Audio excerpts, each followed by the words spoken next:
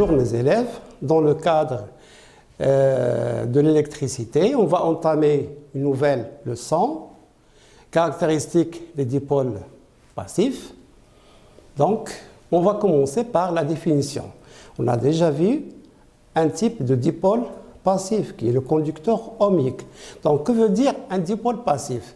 C'est une composante électronique possédant deux bornes.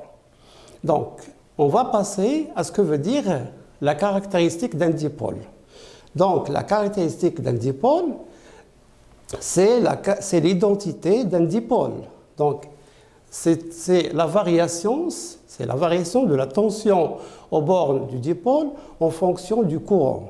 Sinon, c'est la variation du courant en fonction de la tension aux bornes du dipôle. Donc, il nous donne le comportement d'un dipôle dans un circuit électrique.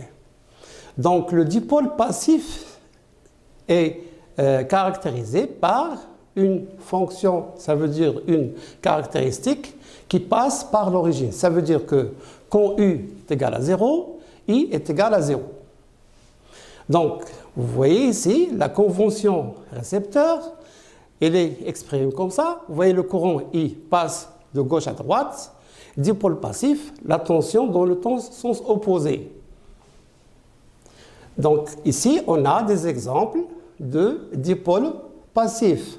On a le conducteur ohmique, la VDR, la résistance photoélectrique, le thermistance, la lampe, la diode normale, la diode Zener, la diode électrolumineuse. Tous ces composantes, on va essayer dans ce cours de voir les caractéristiques de tous ces dipôles et voir ces symboles. Et donc, après, on va passer à l'étude expérimentale. Donc, pour étudier la caractéristique d'un dipôle, on va considérer soit le montage 1, soit le montage 2. Le montage 1, comme vous pouvez remarquer ici, on a un potentiomètre, c'est un montage d'un générateur avec un rhéostat. En variant le curseur tout au long du rhéostat, on obtient une tension variable. Donc, on peut le représenter par ce deuxième montage. Sinon, on peut appliquer un montage variable, une tension ou un générateur à tension variable. Dans tous les cas, la tension étant continue. Donc, précaution à faire. Au cours de l'expérience, on ne ferme pas le circuit avant de vérifier le montage. Deuxièmement, faire le bon choix des calibres. Ça, c'est déjà fait pour l'ampèremètre et le voltmètre. Troisièmement, il ne faut pas dépasser les valeurs maximales, U maximale et I maximale pour chaque dipôle, afin d'éviter, bien sûr, l'endommage de ce dipôle. Donc, on va commencer par le premier dipôle, qui est une lampe à incandescence. Donc, c'est une lampe normale qu'on utilise dans la vie courante. On réalise le montage 1. Donc, ça, c'est le montage 1, bien sûr. Donc, on réalise le montage 1 en utilisant un dipôle qui est la lampe à incandescence. On déplace le curseur à chaque fois, on mesure et la tension UAB et le courant IAB. On inverse les pôles dans le montage et on fait la même expérience et surtout avec les mêmes valeurs. Voilà, c'est le tableau ici. La tension, on commence par 2,6 et on mesure le courant. Ça, c'est le montage direct. Et ça, vous voyez que les valeurs sont négatives. Vous savez que la tension UAB est égale à moins la tension UBA. Donc, c'est pour ça que les valeurs sont négatives. Parce que ce sont des tensions dans le branchement inverse. La caractéristique, ça veut dire la variation de la tension U en fonction du courant I, que ce soit dans le montage direct, et ici, c'est le montage inverse. Donc, voilà, c'est la courbe, ça c'est la caractéristique. On va essayer d'interpréter un peu cette caractéristique et voir ce qu'on peut en déduire et conclure. Donc, vous voyez que la caractéristique passe par l'origine. Donc, on parle ici d'un dipôle passif. Deuxièmement, il est symétrique. Donc, il y a une symétrie, ça veut dire que ce dipôle ne dépend pas du sens du courant. Donc, il fonctionne de la même façon. Donc, c'est pour ça, dans la vie courante, quand on veut monter la lampe, on ne distingue pas les deux pôles. On le monte comme ça, spontanément, sans aucun changement. Donc, voilà. Encore plus, si vous regardez bien, ici, ce n'est pas une fonction linéaire. Ce n'est pas comme le résistor. Donc, il n'est pas linéaire. Donc, la tension U n'est pas proportionnelle par rapport à I et inversement. Donc, on passe maintenant à un deuxième dipôle qui est la diode. La diode à jonction ou une diode normale. Bon, l'étude expérimentale, c'est le même montage.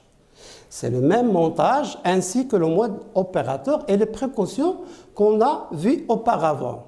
Tout résultat, toute mesure faite, voilà.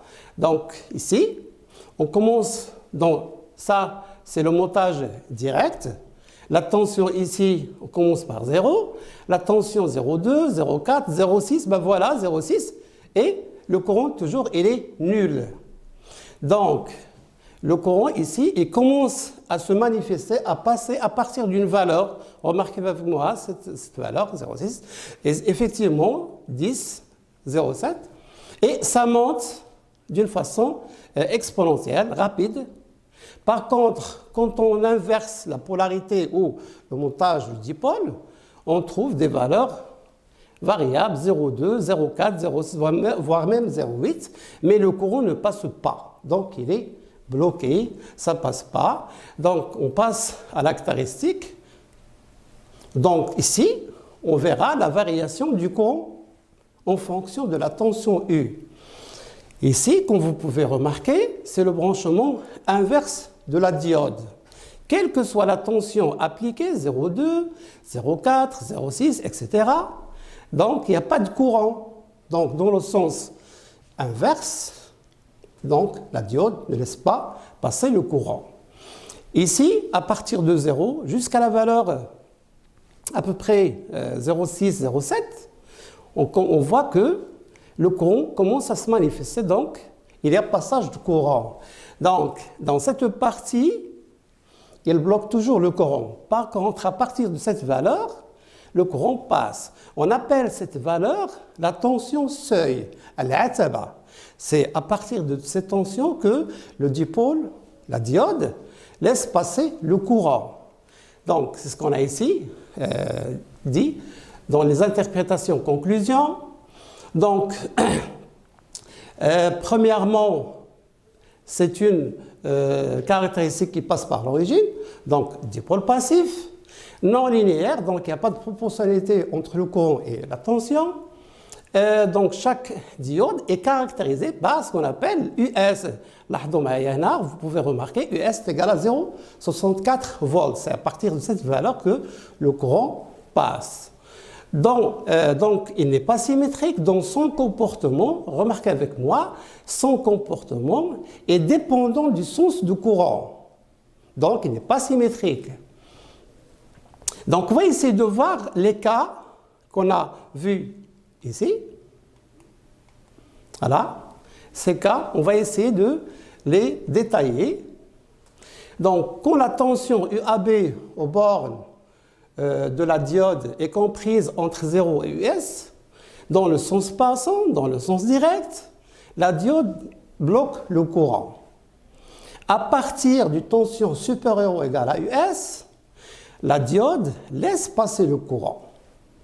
Dans le sens opposé, inverse, donc complètement bloqué, donc quelle que soit la tension, le courant toujours est égal à 0. Donc là, dans ce cas, la diode bloque le courant dans le sens opposé, le sens inverse. Ici, vous pouvez comprendre pourquoi le symbole de la diode est exprimé comme ça. Donc, dans le sens direct, il y a un petit point ici, c'est qu'il représente la tension seuil. Et après, le courant passe. Dans le sens inverse, vous voyez ici qu'il y a un mur qui ne laisse pas passer le courant. Donc, la représentation ou le symbole de la diode normale, ça va avec ces caractéristiques. Pour là, remarque, ici on voit quelques types de diodes. Donc, le modèle idéal, donc modèle tension-seuil, on peut appeler le modèle idéalisé, bon, modèle expérimental, ici, modèle affine, donc là, donc l'évolution se fait de fonction sous forme d'une droite. Donc, la plupart des diodes utilisées, ça relève de ce type-là, avec US constante, quel que soit le courant. Sans jamais oublier qu'on ne doit pas dépasser ce qu'on a, les valeurs maximales, que ce soit la tension Imax et le courant Imax. Donc ces valeurs, la plupart du temps, sont marquées dans la diode. On passe maintenant à la diode Zener, type encore de diode, dipôle. Donc toujours le même montage, même mode opératoire. Le tableau de valeurs dans le montage direct, dans le montage inverse. Bon, les remarques qu'on peut voir, que le courant passe à partir d'une valeur 1,4 dans le montage direct. Par contre, ici, la tension, le courant n'est manifesté qu'à partir d'une valeur qui est égale à moins 7, donc U est égal à 7. Donc ici, c'est ce qu'on a vu. Oui, donc c'est la représentation.